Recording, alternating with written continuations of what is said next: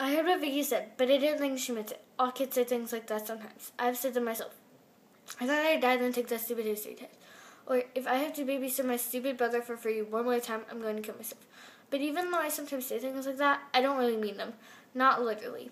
I might complain a lot about babysitting, but I'd never do anything that drastic. I certainly would never commit suicide. Vicky did. When she said her life was so gross that it wasn't worth living, she really meant it. I wonder how things would have turned out differently if I'd taken her seriously.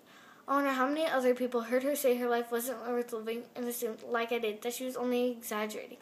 How do you tell if someone's just letting off steam or if they're really depressed? When I said I'd kill myself if I had to babysit for free one more time, I was just mouthing off so my parents would feel guilty and pay me instead of always expecting me to babysit for free.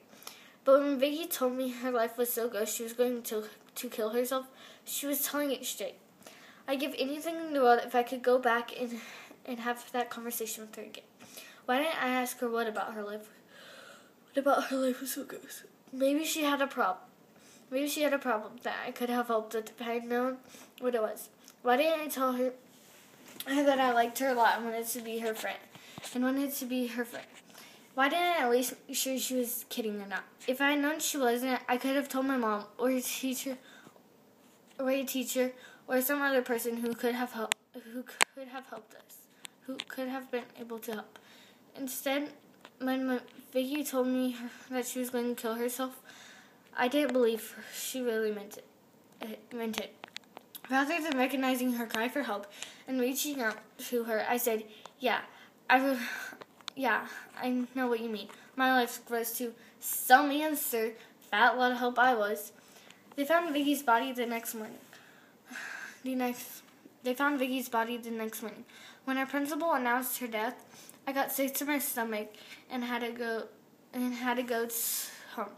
If only I had really listened to Vicky. If only I had cared enough to make sure she was serious. If only I had cared enough to make sure she was kidding or not. Think of the difference I might have made. Vicky would probably have gone to college. She got good grades. People liked her. She might have become a teacher or an architect or a lawyer. Maybe she would have written beautiful poetry or invented a fun new game. We'll never know what special talents are buried with Vicky. The worst part of all is knowing that if Vicky had only waited and sought help, her life would not have looked so bleak. She could have been happy. I'll never again make a joke about killing myself. No matter how often I have to babysit my stupid brother for free. That kind of remark just isn't funny anymore. I listen differently now too. I try to hear what people are really saying, and if I'm not sure I understand, I ask questions. I'll never get a second chance with Vicky, no matter how much I wish I could go back and respond differently. It just isn't possible. All I can do is remember her and try to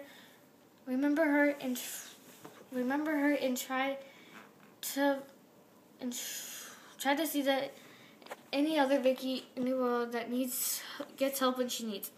Why am I telling you this? So that when your friends talk to you, you'll pay attention. Don't make the same mistake I made. Listen.